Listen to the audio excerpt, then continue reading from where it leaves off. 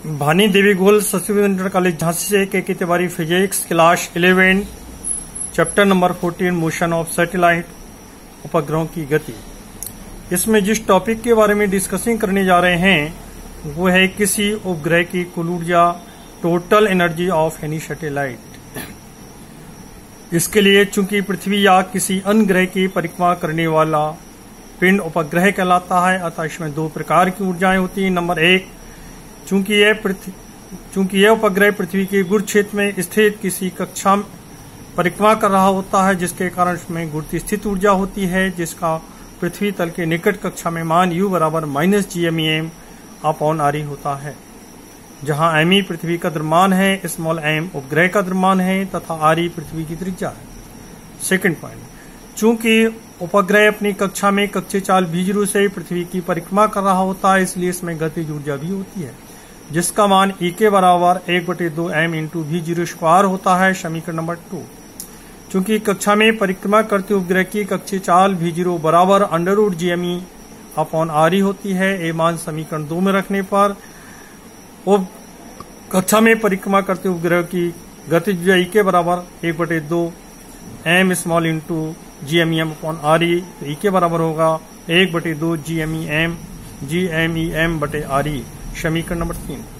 अतः कक्षा में परिक्रमा करते हुए उपग्रह की कुल ऊर्जा उपरोक्त दोनों ऊर्जाओं के बराबर होती है, इसलिए कुल ऊर्जा ET बराबर U + EK। समीकरण 1 व 3 से U व EK के मान रखने पर ET बराबर -gmem/re + 1/2 gmem/re, तो ET बराबर होगा -half gmem/re। उपरोक्त समीकरण 4 ही उपग्रह की कुल ऊर्जा को प्रदर्शित करता है।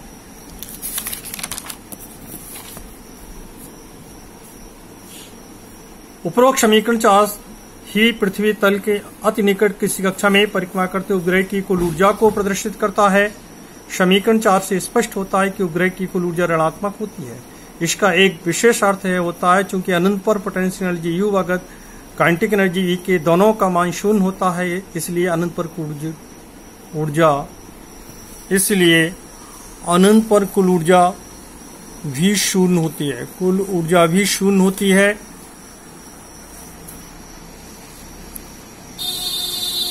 तो मान शून्य होती है, परंतु गतिज ऊर्जा E का मान कभी भी ऋणात्मक नहीं हो सकता है।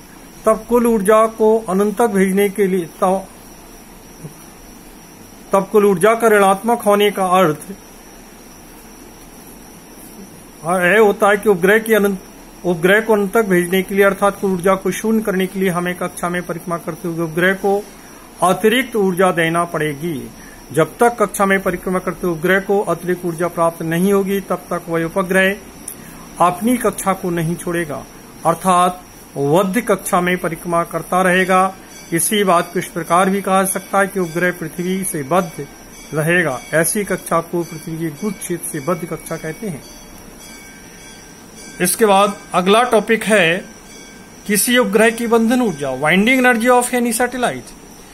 पृथ्वी के गुरुत्व क्षेत्र में स्थित कक्षा में परिक्रमा करते उपग्रह को जितनी ऊर्जा प्रदान करने पर वह उपग्रह अपनी कक्षा को छोड़कर अंतरिक्ष में चला जाए, तो ऊर्जा की उस मात्रा को ही उपग्रह की बंधन ऊर्जा कहते हैं। दूसरे शब्दों में, पृथ्वी के गुरुत्व क्षेत्र में स्थित कक्षा में परिक्रमा करते उपग्रह को जितनी ऊर्जा प्रदान करने पर उसकी कुल ऊर्जा शून्य हो जाए, चूंकि अनंत पर उपग्रह की कुल ऊर्जा शून्य होती है, तो ऊर्जा की उस मात्रा को ही उपग्रह की बंधन ऊर्जा कहते हैं। इसे कैपिटल E सफिक्स B से प्रदर्शित करते हैं। अतः उपग्रह की बंधन ऊर्जा E सफिक्स B बराबर 0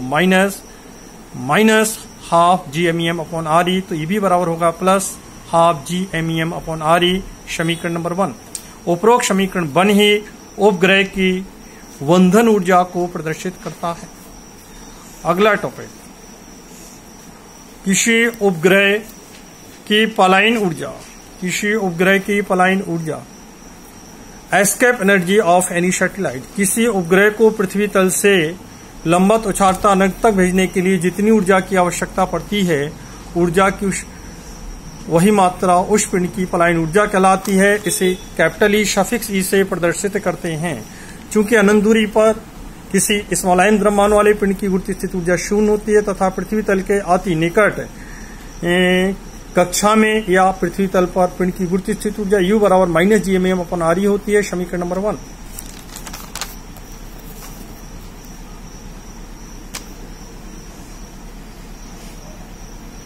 अतः पृथ्वी तल m द्रव्यमान वाले पिंड को जितनी ऊर्जा प्रदान करने पर उसकी गुरुत्व स्थिति ऊर्जा का मान शून्य हो जाए तो ऊर्जा की उस मात्रा को ही उस पिंड की पलायन ऊर्जा कहते हैं। इसे कैपिटल E सफिक्स E से प्रदर्शित करते हैं।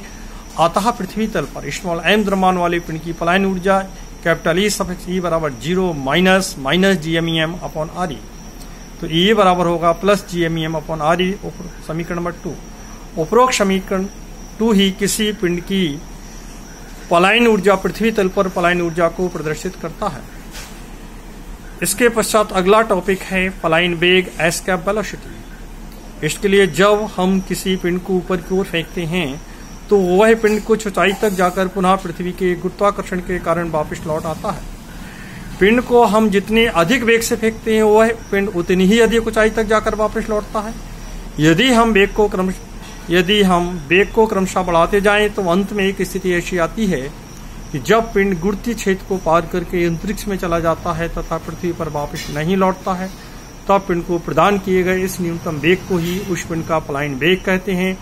इसे स्मॉल v सफिक्स E से प्रदर्शित करते हैं, एस्केप वेलोसिटी से प्रदर्शित करते हैं। अतः पलायन वेग वही न्यूनतम वेग है जिससे किसी पिंड को पृथ्वी से पृथ्वी तल के लंबवत प्रक्षेपित करने पर वह पृथ्वी के गुरुत्वाकर्षण को पार करके हमेशा के लिए अंतरिक्ष में चला जाए तथा फिर पुनः पृथ्वी पर कभी भी लौटकर वापस न आए। तो इस न्यूनतम वेग को पृथ्वी तल पर उस पिंड का पलायन वेग कहते हैं। इसे स्मॉल v सफिक्स E से प्रदर्शित करते हैं। Thank you. इसके आगे आपसे कल डिस्कसिंग किया जाएगा। धन्यवाद।